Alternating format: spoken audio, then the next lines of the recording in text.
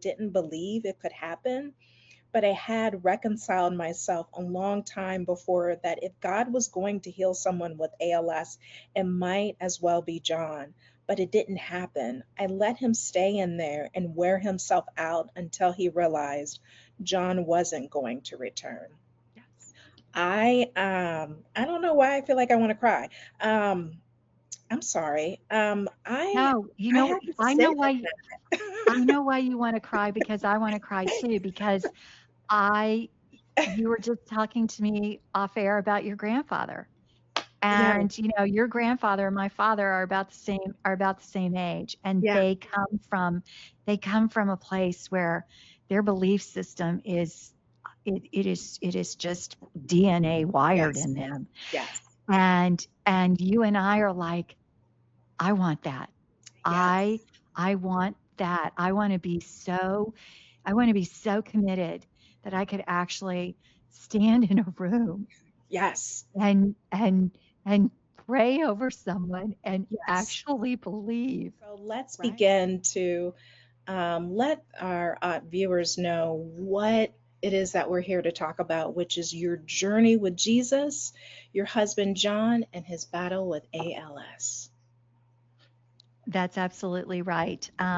My husband was diagnosed 17 years ago with amyotrophic lateral sclerosis, otherwise known as ALS or Lou Gehrig's disease.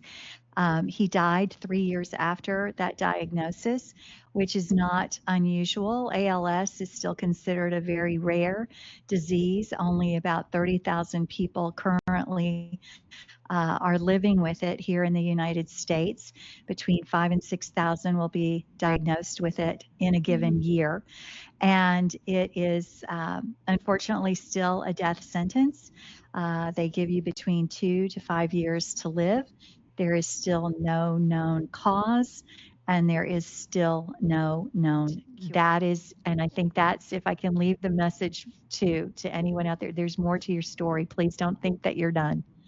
Please Mhm. don't think that you're done. There is more that he has in store for you, more that he wants to write into your life, into your heart, into your soul, so that you too will be able to share and support and encourage someone else in ways that you may not even know or imagine. But he's going to use it. He's going to use your life and your story for even more than you could imagine. And what I'm trying to get back to is your title of your book, The Widow Chose Red, and how it is you continuing to move on. Um, a celebration of life. This isn't the end. This is only a chapter to something more. Absolutely. Very well said, Ashley. And you're right. Celebration of life is a relatively new term, right? Probably, I say new, meaning within the last 15 years. Funerals are a somber, morose, very depressing, kind of occasion. And that's what most of us, if any of us, can remember, that's how it used to be. Um, but, the emphasis with a celebration of life is just that. John died in a very brutal way from an illness that was just terrible. Um, but let's not focus on that because you know what? He lived a terrific life. And look at who he touched and the legacy that he left in his two boys who they did speak. They recited a poem called The Dash. There are QR codes in the book that will link you because I did actually have the foresight to videotape the service because I knew I wouldn't remember it right, and I wanted my boys to be able to hear stories about their father from people besides me, And we did have a lot because the boys were so young. I mean, Jake's football team, they all came in their jerseys. And that's why I wrote the book because all of us are going to experience something beyond our imagination in our lifetime. Who are we to think that we're going to get out of this life without some kind of struggle? And I really just wanted to remind people, especially those of us who do have faith, that we were never promised that this was going to be an easy time. And it's okay to be scared. It's okay to question. It's okay to be exhausted, because all of us who are believers have been gifted with that superpower, that supernatural superpower inside each one of us, which is the Holy Spirit, which a lot of times we forget that we have that access, and He can intervene on our behalf when we're just too exhausted, um, and just too confused to know what the next step should be. So I think that was probably something that I had to let go of, was not the why is this happening to me, or Mm, how am I going to get through this, but just, Lord, lead me, teach me, guide me, direct me. mm, I don't need to worry about the rest of it. I kind of had to step in, unfortunately, and say, okay, let me remind you, you and I agreed that if he didn't make the grades, he wasn't going to be able to play on the team.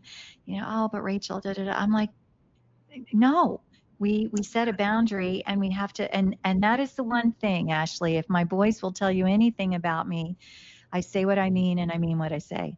yeah. And I get that from my upbringing. My parents were, I was always understood. You do this, this could happen. You are Yeah. going to face some consequences for your actions. Let's hope that you make good choices so that you don't have to face bad consequences, but you make bad choices, and there'll probably be some things that will happen that won't be terrific I either. just Yeah. want to be able to give you your flowers on the journey Oh, that you have been through, and to be able to go through that pain again in writing this book for others to be mhm. able to pull themselves out of, or just to see a light, because 3 years of a disease that you know from the very beginning is no cure Right. is yeah, I just want to give you your flowers so I can make. Oh, Ashley, I appreciate that. And there are a lot of people out there that are caregiving. It is a thankless job.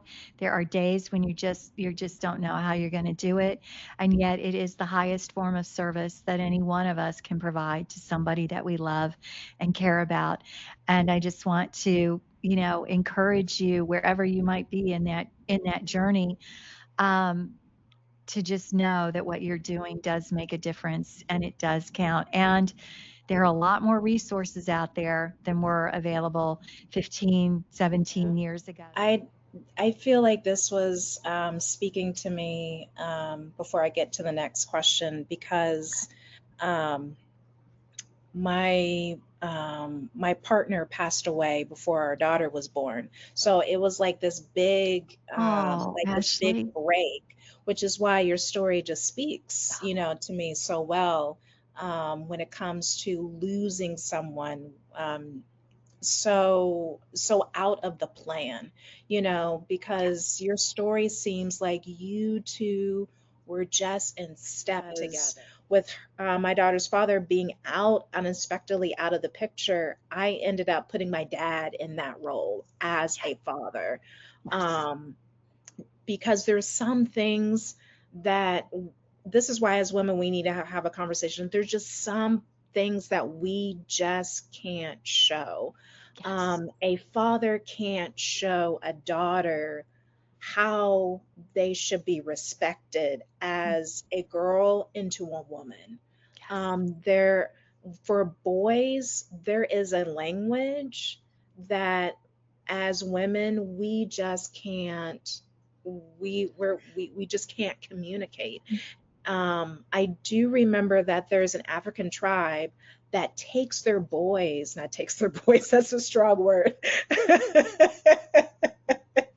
There's an African tribe that at a certain age, mhm. they are separated from the mother. And that is because there are certain things that as women, there are things that we just can't teach. We can Yes. teach love what a certain way, but there's another viewpoint to love that Mm. men can only know. You are absolutely right. And you did, in my humble opinion, yes, giving her other strong male figures in her life was exactly the right I thing to think do. Sure. as women, and this is something that we're wrestling, you know, we're like, we can't do it all. Now we're having these conversations like, we can't do it all. We can't go to work and take care of the household and take care of the kids, you know. There's a lot of people who are, a lot of women who are struggling. And I think that's probably why, you know, with the relationships, because I think the conversation should be now not about, it should be men, men, men, because, you know, as women, we're cool, we're awesome. But I think men are lost because we women have taken on too much and we shouldn't have.